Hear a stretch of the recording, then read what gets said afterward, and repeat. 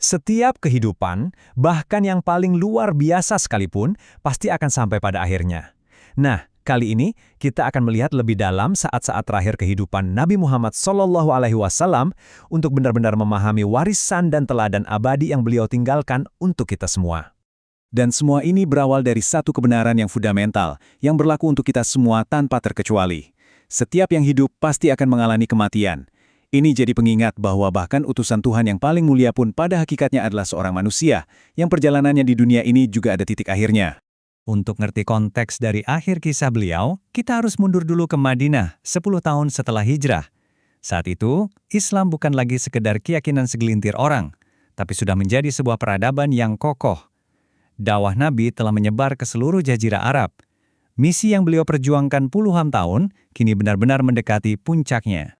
Dan di puncak keberhasilan ini, Nabi memimpin satu peristiwa yang luar biasa monumental, yang akan selamanya terukir dalam sejarah sebagai haji perpisahan atau haji wada. Ini bukan sekedar ritual teman-teman, ini adalah sebuah momen puncak yang syarat makna. Skalanya tuh, coba deh bayangin, lebih dari 100.000 orang ikut serta dalam haji ini. Angka ini bukan cuma statistik ya, ini adalah lautan manusia, bukti nyata dari sebuah komunitas yang beliau bangun dari nol dengan cinta dan pengorbanan yang luar biasa. Jadi perjalanannya dimulai dari Madinah, melintasi padang pasir yang luas menuju Mekah. Setiap langkah, setiap ritual, semua dilakukan dengan sempurna. Tapi semua mata dan hati tertuju pada satu momen klimaks. Tanggal 9 Zulhijjah, saat mereka semua berkumpul di Padang Arafah. Di hadapan lautan manusia itu, beliau menyampaikan sebuah pesan yang, wow, ini benar-benar meruntuhkan pilar-pilar kesombongan zaman itu. Beliau bersabda, tidak ada keutamaan orang Arab atas non-Arab, kecuali dengan takwa. Cuma dalam satu kalimat, semua hierarki ras dan suku yang sudah mengakar ratusan tahun itu dihapuskan. Satu-satunya standar kemuliaan di hadapan Tuhan adalah ketakwaan. Titik. Khotbah itu juga menjadi wasiat terakhir beliau, semacam piagam untuk peradaban manusia.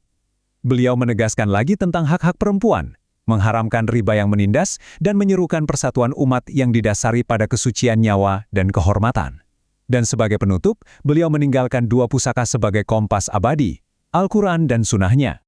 Lalu, di akhir khutbahnya, beliau mengajukan satu pertanyaan yang menggema di seluruh lembah Arafah. Apakah aku telah menyampaikan? Dan dari ratusan ribu suara itu, jawabannya bergemuruh serempak. Ya, telah engkau sampaikan.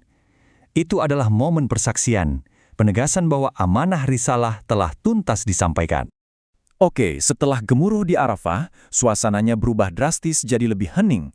Kita sekarang meninggalkan panggung sejarah yang megah itu dan masuk ke ruang pribadi Nabi di Madinah, di mana hari-hari terakhirnya sebagai manusia akan terungkap.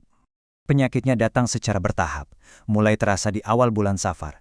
Kondisinya perlahan memburuk sampai akhirnya, di hari Senin, tanggal 12 Rabiul Awal, pada usia 63 tahun, sang utusan pun kembali kepada Sang Pencipta.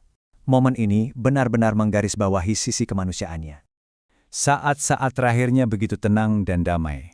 Beliau wafat di pangkuan istri tercintanya, Aisyah.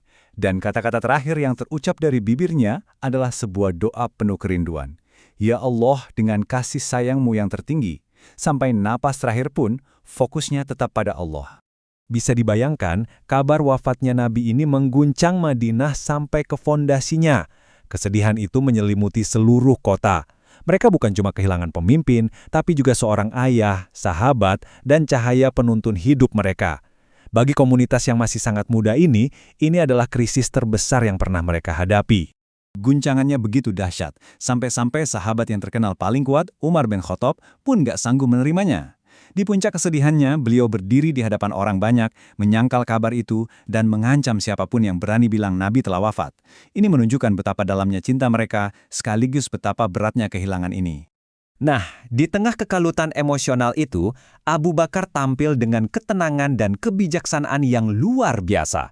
Ia berdiri dan mengucapkan kata-kata yang mengembalikan semua orang pada hakikat iman. Siapa yang menyembah Muhammad, Muhammad telah wafat. Tapi siapa yang menyembah Allah, Allah Maha Hidup dan tidak akan pernah mati. Dalam sekejap, ia mengingatkan mereka bahwa fondasi iman mereka bukan pada sosok Nabi, tapi pada Allah yang abadi. Jadi, kisah wafatnya Nabi ini sebenarnya bukan tentang sebuah akhir, melainkan tentang sebuah warisan abadi yang justru baru saja dimulai. Yuk kita lihat apa sih yang sesungguhnya beliau tinggalkan untuk kita semua. Coba kita lihat perbandingannya. Warisan materi yang beliau tinggalkan itu sangat sederhana. Cuma beberapa senjata, seekor unta, dan sebidang kecil tanah. Tapi warisan sejatinya itu nggak ternilai harganya. Al-Quran sebagai petunjuk hidup, sunnah sebagai jalan hidup, dan kepribadian beliau sendiri sebagai suri teladan yang sempurna. Jadi apa hikmah besar di balik wafatnya sang nabi? Pertama, ini adalah penanda bahwa misinya sebagai pembawa risalah sudah sempurna. Kedua, kematiannya jadi pengingat abadi bagi kita semua bahwa dunia ini fana. Dan yang paling penting, ini menunjukkan bahwa cinta sejati kepada beliau itu bukan dengan tangisan semata, tapi dengan melanjutkan perjuangannya dan meneladani jejak langkahnya. Maka, pertanyaan ini bukan cuma untuk direnungkan, tapi untuk kita jawab bersama-sama. Teladan itu sudah terbentang jelas di hadapan kita. Pertanyaannya sekarang adalah, bagaimana kita di zaman sekarang dalam kehidupan kita masing-masing akan meneruskan warisan yang agung ini?